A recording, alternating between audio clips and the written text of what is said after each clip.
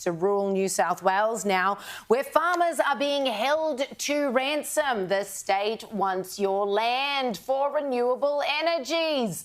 Well, the stories keep coming out about how, sure, it's just an opt-in system, really, and you'll make a lot of money off it until it's not. Because if farmers know they've only got time to opt in until it becomes mandatory anyway, this is a simple case of blackmail, isn't it?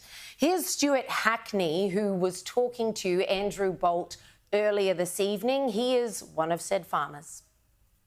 It started off with lack of consultation, lack of ability to even talk to anyone where these lines wanted to go. There's 40 plus shade trees they're going to take down, leaving our stock without much shade in some paddocks on the property. It's the compulsory acquisition card that they keep waving around at you.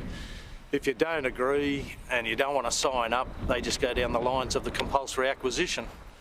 So once that happens, you're off to the valuer general and you've got no say in the matter. The fact that farmers in this country are having their land forcibly acquired by the government for these jolly transmission lines is an unspeakable injustice.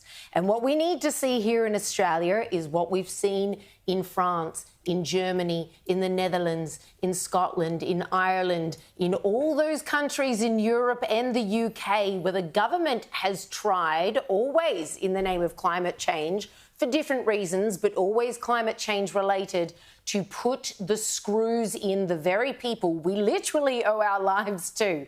If there were no farmers, we'd all be dead. Where do you think our food comes from? These guys know how to do an uprising. They have barricaded airports. They have shut down main highways. They have sprayed fecal matter from their farms onto Houses of Parliament in their respective countries. We need to see something similar happen here in Australia. And I just don't know, after watching the last 3 years in which we needed people to rise up and say enough with this tyranny, enough with this authoritarianism, I am never bowing the knee to whatever you want. The answer is no. I just don't know that Aussies have got it in them. And I hate to say this because I know I do, but I don't know that we have what we've seen and applaud overseas happening. And those farmers have wrought some bloody great victories. I wish we had it here. I wish I could say, yeah, come on, Australia, I reckon we got what it takes. Let's do the same here.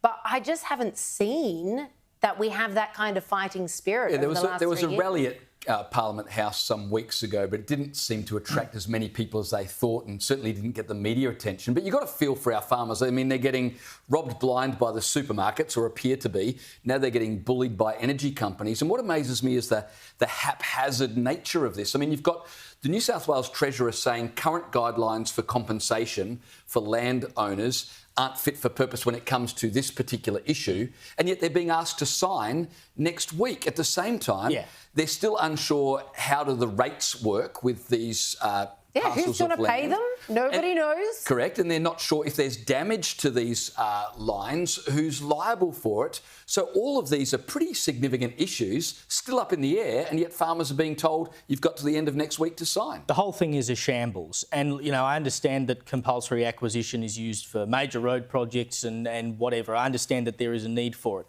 Put all of that aside. What we are talking about fundamentally here is taking away prime agricultural land to put up 10,000 kilometres of power lines that, according to the AEMO, we supposedly need to go down the renewable energy road. It's as simple as that. We are selling out our prime agricultural land that provides food to you and me and the rest of the world, by the way, so we can put up 10,000 kilometres of power lines so we can pay more for our power bills. But if we had nuclear power, apparently we'd be able to use the existing lines. Well, and we'll talk about that in the papers next. There you go.